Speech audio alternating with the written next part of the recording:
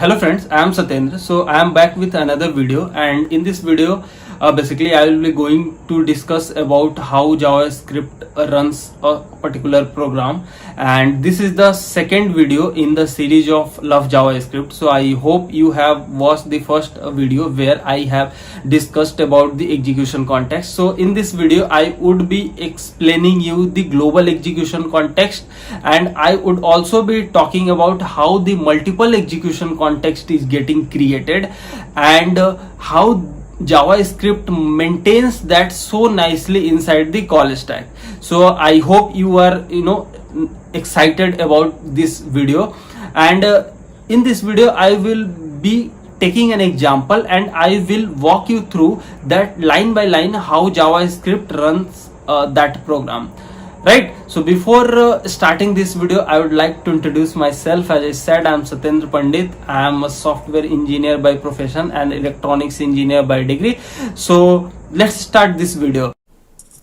So let's understand this through an example. So here I have taken a very small JavaScript program, and in the screen you can see that I have declared two variable, first name and last name, in line number 1 and 2, and it is having its value Satyendra and Pandit. Right, in line number 3 I have defined a arrow function combine name which takes two parameter, f name and l name, and in line number 4 I am concatenating f name and l name and separated by a space, and the value which it concatenate final value will now stored in name, and in line number 5 I am returning that name.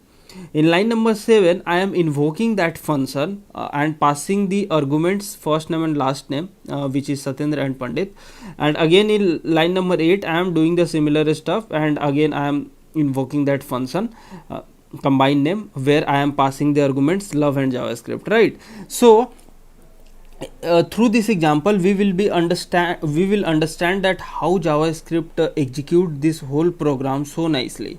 Right, so in the last video I told you that everything in JavaScript happens inside the global execution context or a execution context basically. Right, and execution context is nothing but a container, and inside that container there are two components. First one is the variable environment or a memory environment, and second one is that code of execution or a code component. So here you can see that when JavaScript sees that program, it will create a global execution context, and in that global execution context the first step is the memory creation phase. So what happens in the memory creation phase is that JavaScript go through your whole program and find out the variables and function and accordingly allocates the memory for them. So for variable the initial value is undefined, and for function is stored as it is inside the memory. Right, so in the last video I told that this is stored in a memory environment or variable environment as a key value pair. If you haven't you are not able to recall that, I would request that you can go through that video where I have explained execution context in detail. Right, so after this memory creation phase JavaScript go into the execution phase. So execution phase is taken inside the thread of execution or a code component. So here in code component if you see that in the program it first goes through the line number 1 and it will find that the first name is having its value Satyendra, but in the memory creation phase we saw that the value is undefined. Right, so when the first line is getting executed, the first name inside the memory is now replaced by Satyendra. So now the first name will become Satyendra, and after that first line is executed, the command will go to the second line.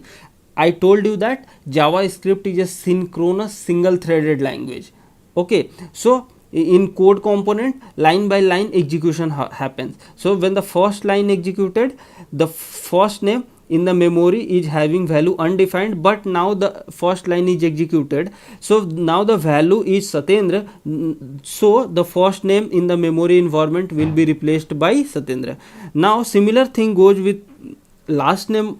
When the second line will be executed, last name in the memory environment is now Pandit. So undefined again will be replaced by Pandit. So here you can see that first name is Satyendra and last name is Pandit in the memory environment, right?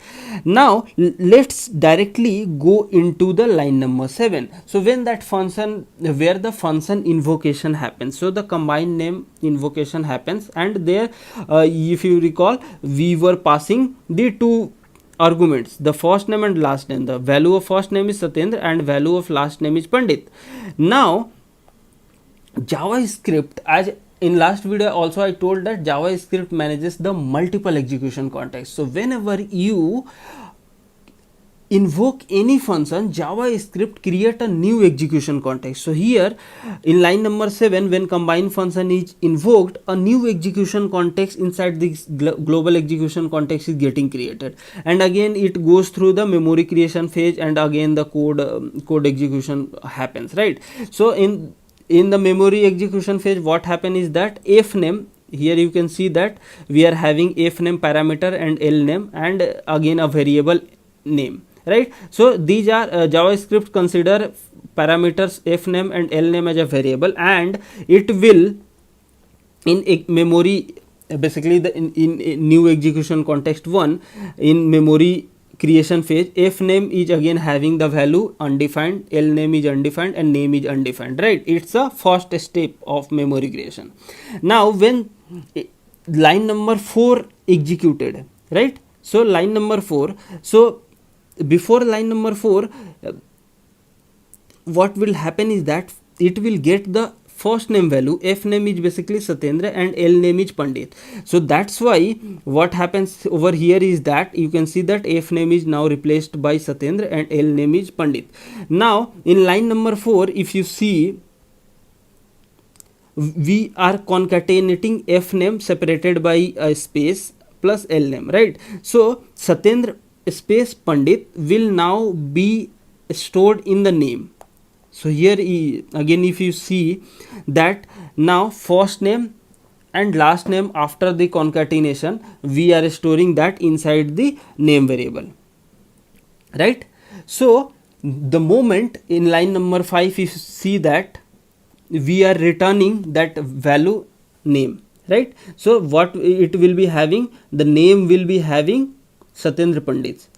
So when that name returns happens, so again the control goes to line number 7, because the combined name function is returning its value. So that Satyendra Pandit will now be stored in the variable name 1, and this variable lies where? It lies in the global execution context. So here you see when that return happens, again that Satyendra Pandit will be stored inside the global execution context memory, basically in where the memory lies for name 1. Okay, so now the name 1 is Satyendra Pandit.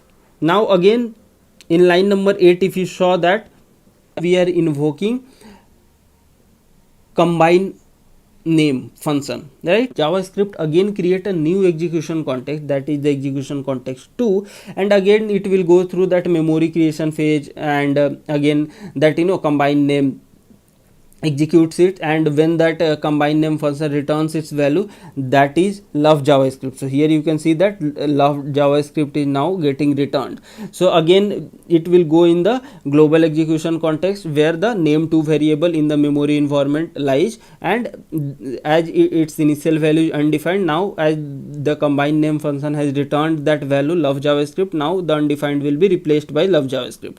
So here we saw that how the JavaScript manages the multiple execution context, but you might be wondering that how JavaScript does it so nicely, right? So here JavaScript takes the advantages of call stack. So in JavaScript engine there is a call stack. So when we run, basically when we run the program, so when first global execution context is getting created, so that global execution context will be now pushed inside the call stack. So here at the bottom you can see that a global execution context is sitting. Now in line number 7 where we were invoking that combine name function, so at that point of a time again a new execution context has been created. Again, that execution context will be pushed inside the call stack, right? So again you can see that it EC1 is on top of global execution context. The moment combine name function returns its value, means execution context 1 will be popped out from this call stack, and that popping out is basically the deletion of that execution context. So whenever any function returns its value, the execution context created for that particular function is now destroyed or deleted, means it is being popped out from the call stack. I hope you are getting that, right? So again in line number 8 you saw that again we are invoking the combine name function where we were passing this value love JavaScript. So in line number 8 again a new execution context will be created, and that execution context again will be pushed inside the call stack. So again ECE2, as ECE1 is already destroyed because the function has returned its value, right? So ECE2 is now on top of the global execution context. The moment execution context 2 returns, basically that combined name function returns its value, that is the love JavaScript over here, then again this ECE2 will be popped out from the call stack, and after that when the whole programs finishes its execution, global execution context also gets popped out, and at that point of a time again global execution context will be destroyed. So the call stack will now be empty, and it can be used by some other programmer. So you have seen that how JavaScript manages multiple execution contexts so nicely, and it does it through a call stack. So here one point that you need to keep in mind that is very important, that is call stack maintains the order of execution of execution context. Means you have seen that first in call stack global execution context is getting pushed in, right? After that, when at line number 7 when we were invoking combined name function, execution context 1 was created and it is pushed inside the call stack. Line number 8 again new execution context ECE2 was created. So in this fashion, when execution context 1 has done its job, means combined name function returns its value, execution context will be deleted, then ECE2 is now pushed in call stack, right? So does it nicely, and it maintains the order of execution context, right?